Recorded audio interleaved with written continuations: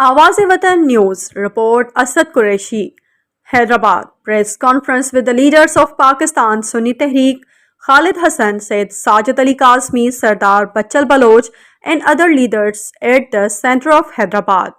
During the press conference, he said that he condemned the fire cut in the official complaint 3 days ago.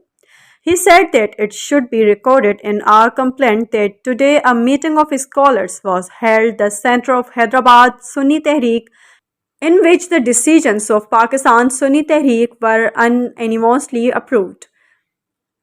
The leaders of Sunni Tehreek-e-Pakistan Hyderabad said that due to the severe incompetence of the administration, the incident of violence took place. The leaders demanded that the SSP Hyderabad should be dismissed immediately.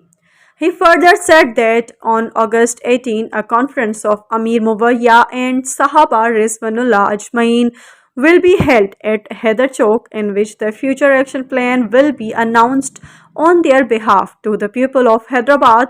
In the conference to be held on August 18, Prose participation was appealed. अल्लाह पाक हमें अमल की तौफीक अता फरमाए।